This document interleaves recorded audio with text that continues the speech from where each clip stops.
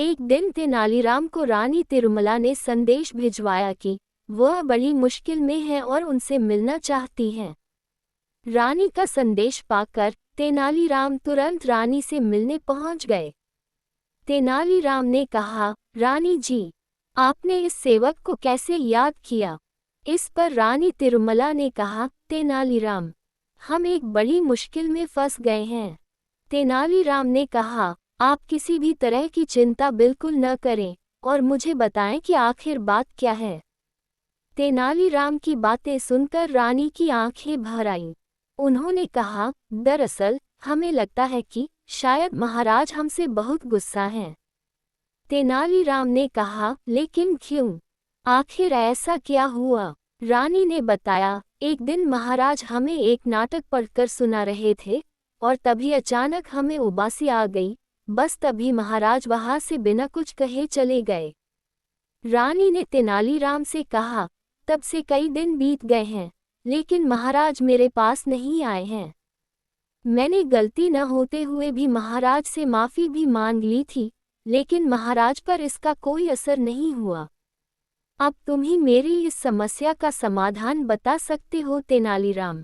तेनालीराम ने रानी से कहा, आप बिल्कुल भी चिंता न करें महारानी। आपकी समस्या दूर करने की मैं पूरी कोशिश करूंगा। महारानी को समझा बुझाकर तेनालीराम दरबार जा पहुँचे।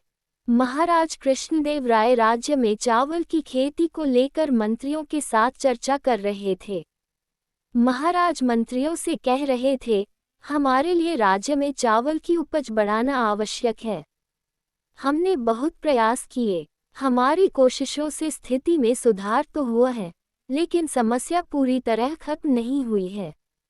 तभी अचानक तेनालीराम ने चावल के बीजों में से एक एक बीज उठाकर कहा, महाराज, अगर इस किस्म का बीज बोया जाए तो इस साल उपज कई गुना बढ़ सकती है। महाराज ने पूछा, क्या ये बीज इसी खाद के जरिए उपजाया जा सकता है? इस पर तेनालीराम ने कहा, हाँ महाराज, इस बीज को बोने के लिए और कुछ करने की जरूरत नहीं है। परंतु महाराज ने पूछा, परंतु क्या तेनालीराम? तेनालीराम ने जवाब दिया, शर्त यह है कि इस बीज को बोने, सींचने और काटने वाला व्यक्ति ऐसा होना चाहिए जिसे जीवन में कभी उबासी न आए हो और न ही कभी उसे उबासी आए। ये बात सुनकर महाराज ने भड़कते हुए कहा, तेनालीराम, तुम्हारे जैसा मूर्ख व्यक्ति मैंने आज तक नहीं देखा। महाराज ने बिगड़ते हुए कहा, क्या संसार में ऐसा कोई होगा जिसे कभी उबासी न आए हो? तेनालीराम ने कहा, ओह, मुझे माफ करें महाराज, मुझे नहीं पता था कि उबासी सबको आती है। मैं ही नहीं, महारानी जी भी यही समझती हैं कि उबासी आना बहुत बड़ा अपराध है। मैं अभी जाकर महारानी जी को भी यह बात बताता हूँ। तेनालीराम की बात सुनकर पूरी बात महाराज की समझ में आ गई। वे समझ गए कि तेनालीराम ने यह बात उन्हें सही रास्ता दिखाने के लिए कही थी। उन्होंने कहा, मैं खुद जाकर यह बात महारानी को बता दूंगा। इसके बाद महाराज तुरंत महल जाकर रानी से मिले और उनके साथ सभी शिकायतों को दूर कर दिया।